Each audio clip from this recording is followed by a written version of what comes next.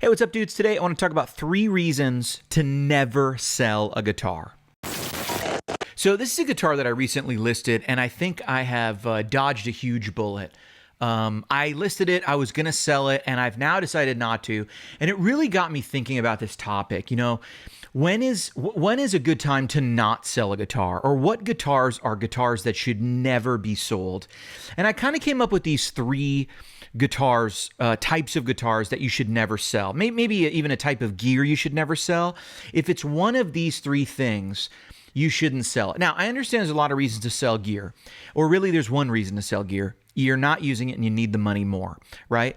And it's like sometimes it's stuff that we really are using a lot and we just need the money, or sometimes it's things we've just fallen out of favor with. But let me give you 3 different types of scenarios where you should never sell a guitar, or 3 different types of guitars you should never sell.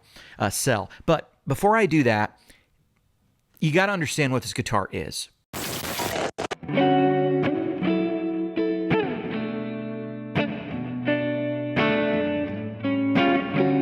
This is my 1972 Gibson Les Paul Signature. Well, sort of. That's sort of what it is. It's actually pretty unique. It's kind of a one-of-a-kind guitar because this is kind of like the Gibson that never was, or the Gibson that almost was, or the Gibson that like should have been, in my opinion. And apparently the opinion of somebody else, because I didn't make this thing, but my hat's off to the gentleman who did.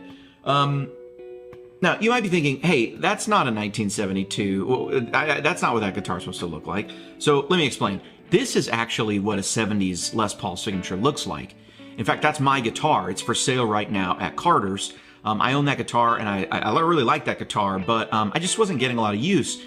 You see, the thing about those guitars is the pickups. They were these super high impedance pickups that I guess Les Paul had kind of developed when he was making some stuff for the Les Paul recording guitar. But I got a call from Carter's. It was someone offering me a little less money for that guitar. And they said, hey, do you want to take the deal? And I said, well, let me see what they're going for on Reverb. And I jumped on Reverb, and I thought I hit completed listings, but I made a mistake. I didn't actually hit completed listings, and I was looking at live listings, and I saw these photos. And I went, whoa, what the heck is that?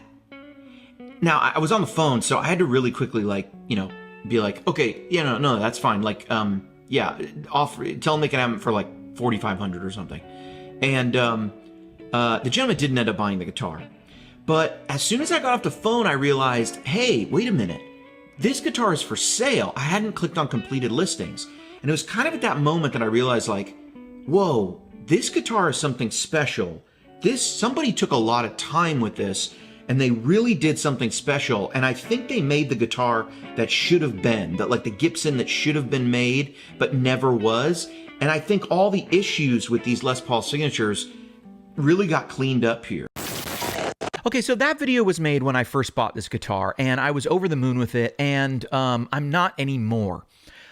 This guitar has proven to me to be a guitar that I never really play out live much, and I never really use outside the house except for on demos, and it's a cool guitar, and it's kind of a one of a kind. So this is my first sort of rule when I realized I'm not going to sell this guitar, even though I listed it. And then I sat down and played it, and I watched that video, and I really started thinking, you know what? You will regret in the future selling that guitar. And the number one reason I think you will regret selling a guitar that should become a never sell this guitar is if it's irreplaceable. This guitar is not a guitar that I can replace in the future. Now, I've had lots of guitars that I can replace in the future, and I've sold them, and I've bought other ones. In fact, my number one guitar is a blue Suhr, and I actually bought a gold Suhr with P90s, and did a video with it. And then at the end of like the 30 days, I was like, I don't know. It was pretty expensive. I think I'll return it. And I did. And what I ended up realizing about a month later was, man, I really missed that guitar. And I kept watching videos back of me playing it going, that was great tone. Now that was a gold one. I actually bought blue, my number one guitar, because I was like, I should not have returned that first guitar. And so I ended up rebuying it, And it was a different one, of course, a different color and everything. And then it became my number one. And in a weird way, I'm kind of glad that blue became my number one because I'm like attached to it now. But that guitar is probably the most featured guitar on this channel. And it took me returning the original Suhr JM Pro and then buying that one. But here's why it wasn't that big of a mistake. I could easily replace it. This is a guitar that not only can I not buy again, right? And it's not just that it's out of production, it's that it's a one of a kind. These T-tops, I can go buy T-tops, but it's hard to replace them. They don't make more T-tops. Ruby is a one of a kind guitar because it's finished in this ruby finish. Someone named it Ruby. It is the only Les Paul special in this configuration that I've seen with these humbuckers attached. Someone put a lot of love into this guitar, and if I sell it today, I will not be able to replace it in the future. That's not true of most of my other guitars. I have a Trini Lopez sitting around here somewhere, 67 Trini Lopez. I probably will not sell that because I can't replace it for the amount of money that I bought it for. Now, there may come a day where I need the money. And that's sort of where I was with this. I'm trying to clear out some gear because I'm trying to come up with some cash. And I was like, this guitar will sell. I think I can easily sell this for $3,000, $3,500. And so I put it on Facebook and thought, I'll just wait for someone to give me some cash. Maybe I'll put it on Tone Junkie Vintage. And then I watched that old video and I realized, no, you know what? I cannot replace this guitar. It's actually irreplaceable. Some other guitars that may be irreplaceable to you, don't sell a guitar your family left you that's been in the family a long time. Don't sell a guitar, even if you don't love it. It will probably mean something to you in the future.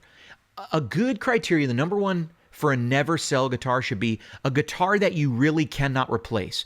If you need money, I've seen a lot of working guys have to sell their number one guitars because they need money, but they get another number one. You never sell the one your dad gave you for your college graduation. You never sell the one that he played when he was a kid. You never sell the one that your grandfather left you. You never sell ones that mean something to you that you can't replace. If this were an original gold mid-70s without all these different appointments like you saw at the beginning of the video, if that were the case, you can sell it and get another one. There are other ones out there. There's only one like this. This being irreplaceable is, I think, the number one reason you should never sell a guitar. Another reason you shouldn't sell a guitar, if it just fell out of favor. What I mean by that is, imagine you have a guitar and it was maybe your number one and you played it for a long time and you really liked it. And then your taste changes and you move on to something else. And now that number one guitar, you get two other guitars. And maybe it's it's cheaper. Maybe it was like a Mexican Strat, and it was your first guitar, and there's nothing wrong with it.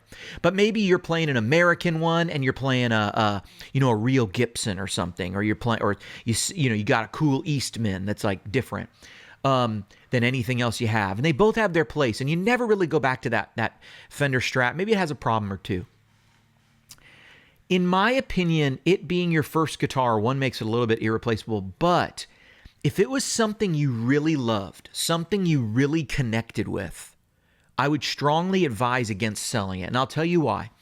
Taste is fickle, and it changes. And there are guitars that were my number one. Mainly, I think it was like this one Les Paul that was like a Slash Appetite for Destruction style Les Paul. It wasn't an Appetite model, but it was the same trans amber finish, and I had actually replaced the pickups with zebra pickups, and I had put silver covers over it. For a while it was zebra, then it was covered. I thought it was a great looking guitar. It was a Les Paul classic, and I even had the inlays changed to real mother of pearl inlays by a luthier in San Francisco. And I could always replace that guitar, but I bought it all the way back then for like $1,200. You cannot touch those guitars for $1,200. They're $3,000 today. That guitar would probably be $3,500 because of the finish, the top, and everything, and because of the real mother of pearl. It was a different time. I wish I had kept it and put it in the case, because later there's come many points where I've appreciated the beauty and the style of that guitar again, and I no longer did at the time. If you're really into something and then you're not, just understand that your taste is fickle and you may come back around to being super into it. I have followed Les Pauls that look like that Les Paul I sold on Reverb. I've never quite replaced it, but I wish I still had it. Another thing I wish I still had. Now, here's one where I'll level with you. I couldn't keep it. I needed the money too bad. It was my first vintage amp, and it was not a cherry piece. I found it on Craigslist when I was living in San Francisco, and I drove down to this dude's house in Pleasant Hill, and he had a room full of vintage Fenders, and he invited me into his apartment to see him. He was a collector. And I wish I'd kept in contact with the guy. Now I would say, hey, man, that's cool. And I would keep texting, and I'd be like, hey, do you know anything about this circuit? And I would just strike up a friendship, because it's hard to meet people who probably were as knowledgeable as he was. And he's probably a very old guy right now, if he's still with us. He was older at the time. He had a room full of Fenders, and he had one Bandmaster Reverb TFL 5005D with the big 212 cab. And he had actually refinished it, so it was not the original Tolex. He had refinished it in like PV Tolex. It was much better quality material, but it wasn't vintage, and that's really what people are after. If it was a road amp, the PV stuff that was made in the 90s, PV had come up with this really thick Tolex that you could put on anything, and it would not tear. It was almost like rubberized, and he had recovered it in that. It looked fine. It felt crazy. It probably was a much better material for the purpose of the amp, but it being a 70s Fender, the value was compromised. And at the time, these amps were not very valuable. You could pick up those heads for $500 all day long, and they were hard to move sometimes at that price. You could get the cab for $200. You could be in the entire Eric Clapton rig of the Reverb, Bandmaster head and the big 212 cab. Very like Cream kind of days, or Derek and the Dominoes kind of days stuff that he was playing, or probably into a solo career. Anyway, you could be into that for $700. It wasn't so much money that I couldn't work my job that I was working through college and save up the money and go get it. And I think I talked the guy down $50 or something. But life happened, and my girlfriend, who is now my wife, she was short 1 month on rent, and that was at a time when our rent was, $400 or $500. I think you could get we had a really good deal on an apartment, or she had a really good deal on an apartment. Later, we moved into that apartment when we got married, but we didn't live together before we got married. And her roommate was nice enough to move out and let us have the apartment, and it was great because it was a cheap apartment, and it was awesome. And I actually came up with the idea of Tone Junkie living in that apartment, but never did anything with it. And I think came up with the logo living in that apartment. But anyway, we just she just told me one day, she's like, I can't pay my rent. I'm short. And she didn't want to ask, anybody for help. And she was kind of like, who, I don't know, man, those were the days when like we were each working like little part-time jobs, and we were making $300 to $400 a week, and our rent was that, you know what I mean? It's like, so we would live like, basically we had what I call the 2-0 budget. Every week your money would go 2-0. We weren't saving money. We were young. We were 19, 20, and they were great times, and we would just, on the week rent was due, like each of us, my place, I had roommates and she had her, it's like, oh, got paid. All of it goes to rent. This next week I can spend exactly $12. You know what I mean? And then we did, it's like, you just don't go out. You stay home, you hang out with people. And then, oh, next week it's like, I got paid. Let's go, let's go like, whatever. Let's go get on one of the boats in the bay. Let's go, let's go out to North Beach and get pizza, and let's stay out until closing time and sing Closing Time or Sweet Caroline when the bars close. Those were different days, man. Those were, me being in my mid-30s now, those were the 20s. But that's a really big reason to not sell gear is, man, if it's like, if it just fell out of favor. Now, I say that because that amp, it actually hadn't fallen out of favor for me, but I just needed to sell it. But later I went through, but I didn't regret it right away. It was something I felt like I had to do. I loved this girl. I knew I was going to marry her. I thought of her already as, someone I needed to take care of, whether we were married or not, and I didn't regret it. I had other amps. It sucked a little bit at the time, but I did. I sold it. I got $500, gave it to her. She paid her rent. It would be cool to have the amp that's like my first vintage amp. As a guy who owns 100 amps now, you know what I mean? Like, or has owned 100. I don't own 100 anymore, but I think I've owned 300 amps, and at one time I owned 100 amps. And, it would be cool to have that. Now, I did end up buying another one. I bought two, actually. Bought the first one, and it was kind of a dud. It didn't work. Had some repairs done on it, and then sold it. And then I got a more cherry one. So you can replace them, but it's cool to like have it stick around. You know what I mean? And the last type of guitar that I think you should never sell,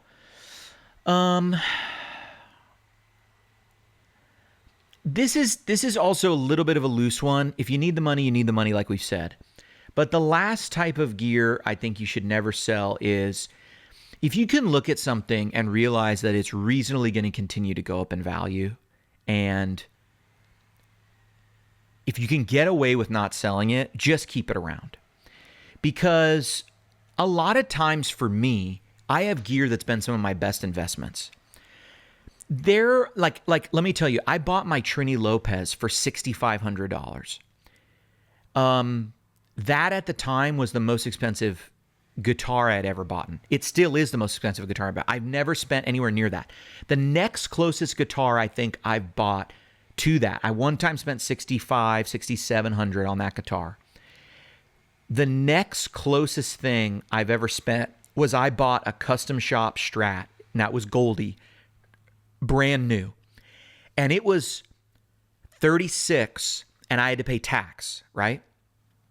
And I've told that story before on the channel. I went to a Fender event at a store that was just about to start carrying Fenders. They carried very high-end acoustics. The master builder was there. They brought two guitars. Robin Ford came out and played an impromptu concert. It was like a surprise to everyone in literally a theater of like 70 people, 65, 70 people. Corey Congilio was there. I didn't know him at the time. But we're just acquaintances now. I'm not trying to name drop, but I just remember seeing Corey in the time, and that was before he started his YouTube channel. And I remember seeing him going, man, I see that guy around town a lot. I see that guy around.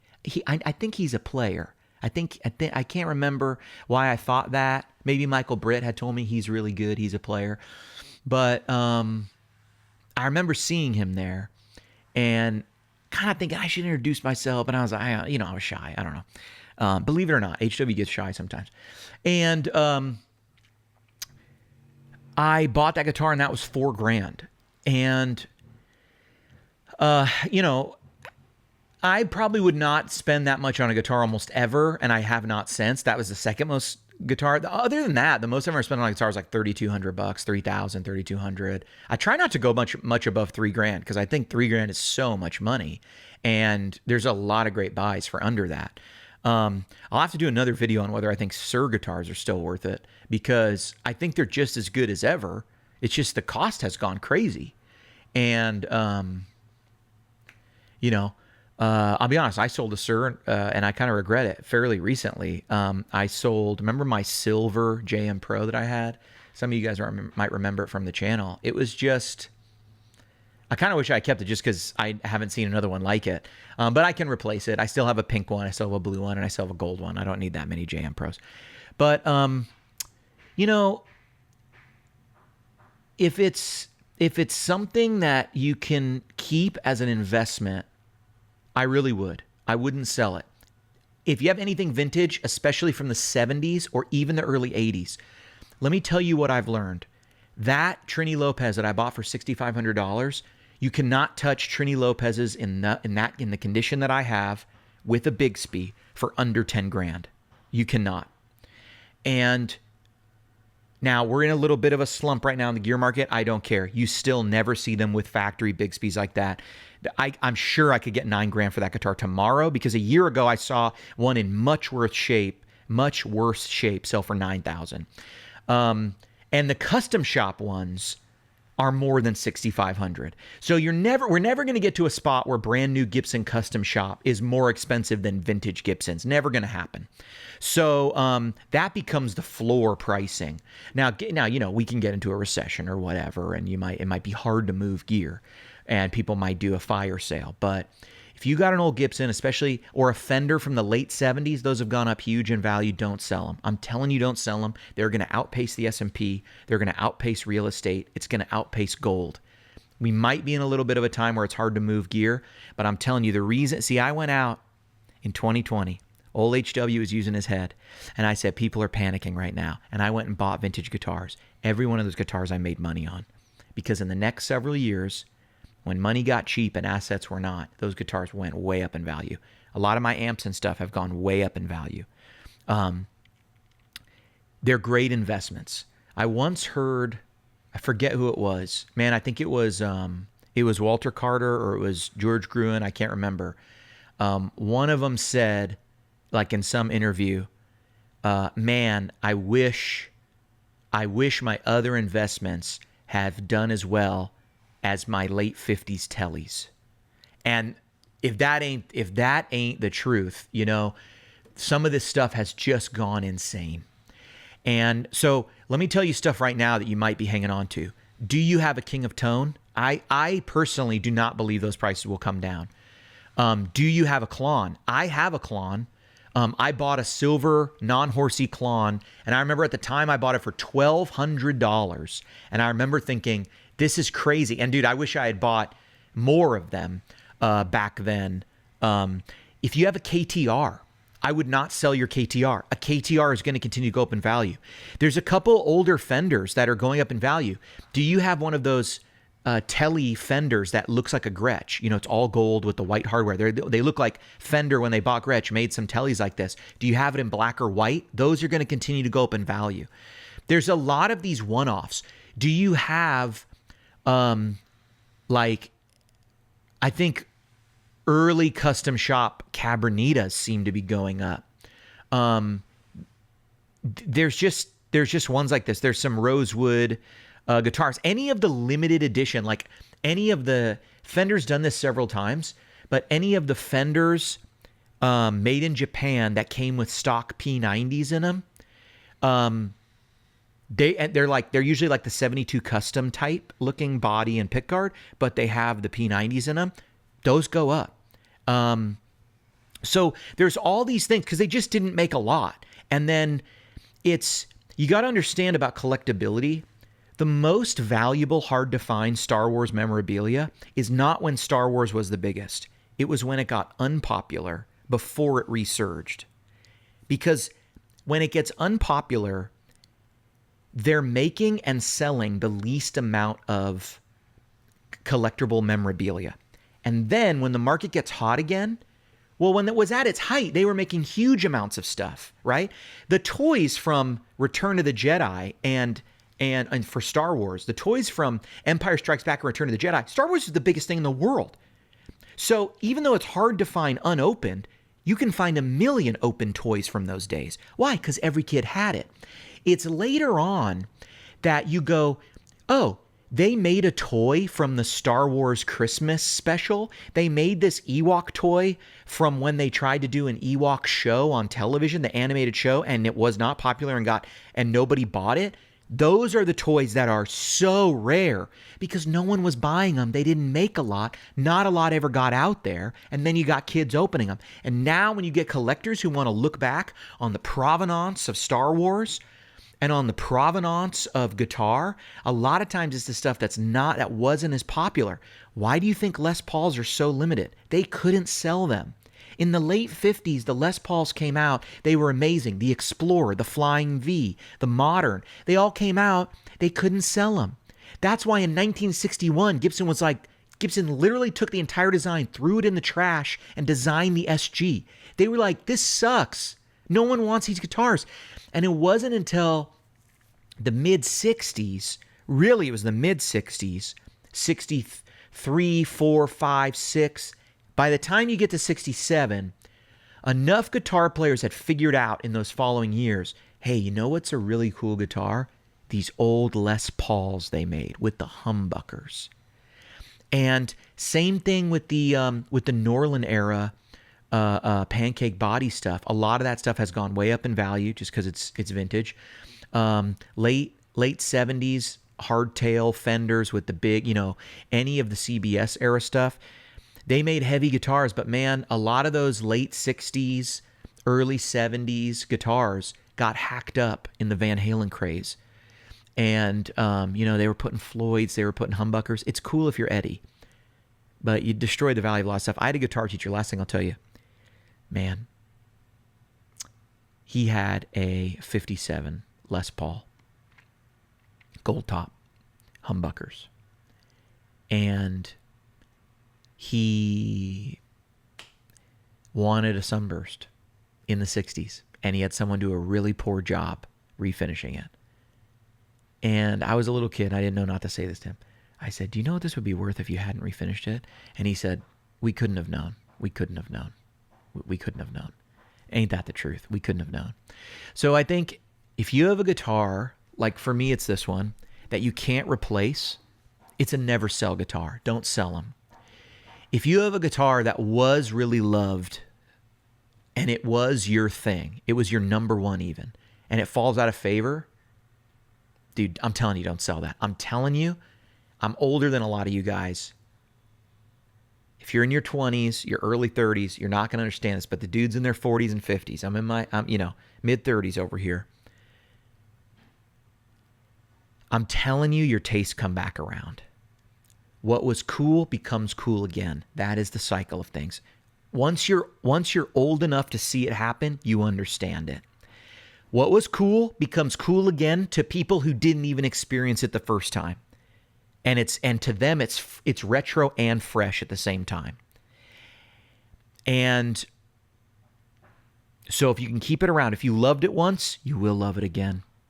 And lastly, if it's something that's kind of hard to replace, is if it's a little bit rare or it's a little bit unique, it doesn't have to be vintage. It just has to be like the KTR. A lot of KTRs out there, but the higher Klons go, what's the thing you want? Right? If you don't get an original Klon, what's the next best thing? It's the KTR that they brought back into production.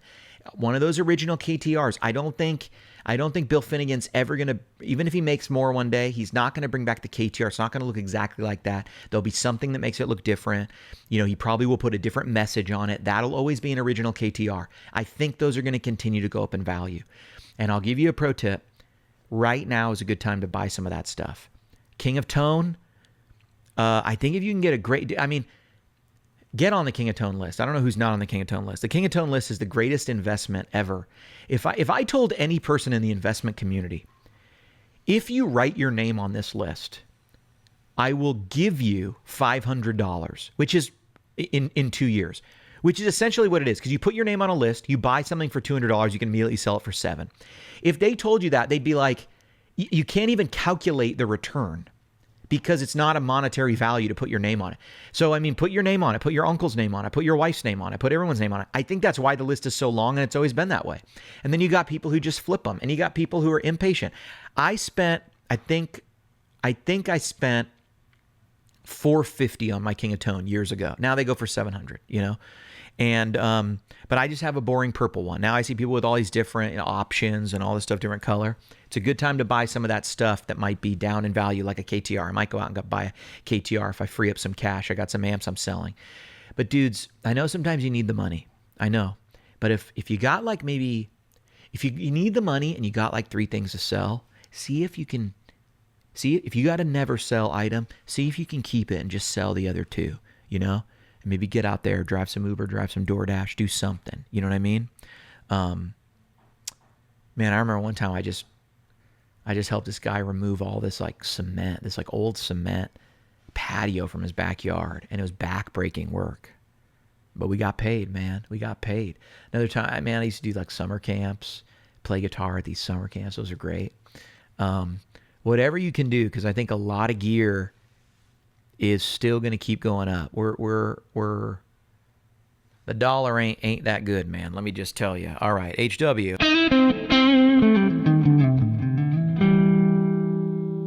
Never sell.